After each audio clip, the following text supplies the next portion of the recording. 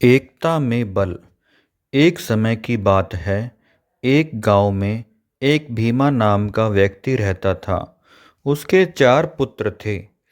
चारों पुत्रों की आपस में नहीं बनती थी। सब अपनी मर्जी के मालिक थे। जिसका जो मन करता वो वही करता। किसी भी एक चीज को लेकर चारों में कभी सहमति नहीं हो पाती थी। हमेशा वे चारों किसी न किसी चीज को लेकर आपस में झगड़ा किया करते थे। इस तरह के बच्चों का स्वभाव देखकर भीमा बहुत दुखी रहता था। एक दिन भीमा को चारों पुत्रों को समझाने की एक तरकीब सूझी। भीमा ने चारों पुत्रों को कुछ लकड़ियां लाने के लिए कहा। वे सभी लकड़ियां लेकर आ गए। अब भीमा ने चारों पुत्रों को एक एक लकड़ी देकर कहा कि अब तुम इस एक लकड़ी को तोड़ कर दिखाओ। सभी ने बड़ी आसानी से लकड़ी को तोड़ दिया और बहुत खुश हुए। भीमा भी यह देखकर मुस्कुराया। अब भीमा ने कुछ लकड़ियों का एक गट्ठा बनाया। वह एक एक कर सभी पुत्रों को उसने तोड़ने के लिए कहा, परंतु उसे कोई तोड़ नहीं पाया। सभी पुत्र बड़े दुखी हुए और भीमा फिर मुस्कुराया। अब भीमा ने उन्हें शिक्षा देते हुए कहा, देखो बच्चों, जिस प्रकार से तुमने एक एक लकड़ी को तो बड़ी ही आसानी से तोड़ दिया, परंतु तुम लकड़ियों के एकत्रित गट्ठे को नहीं तोड़ पाए, उसी प्रकार से तुम चारों हो।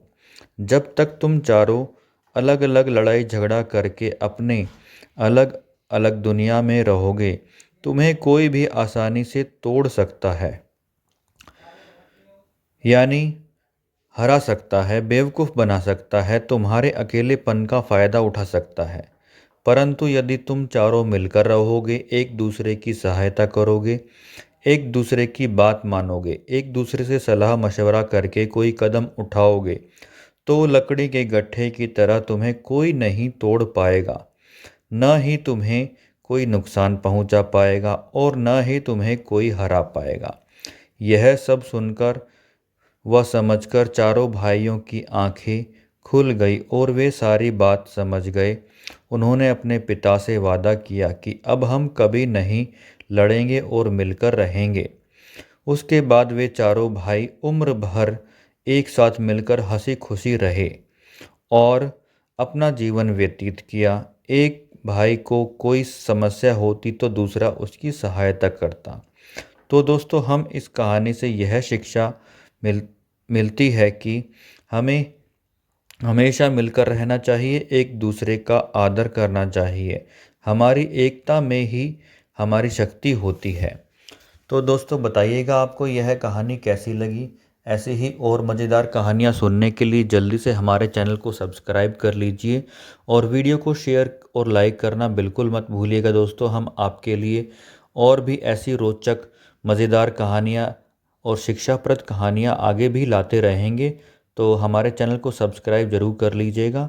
जल्दी ही मिलते हैं हम एक और नई वीडियो के साथ अगली वीडियो में दोस्तों। तब तक के लिए नमस्कार और धन्यवाद दोस्तों।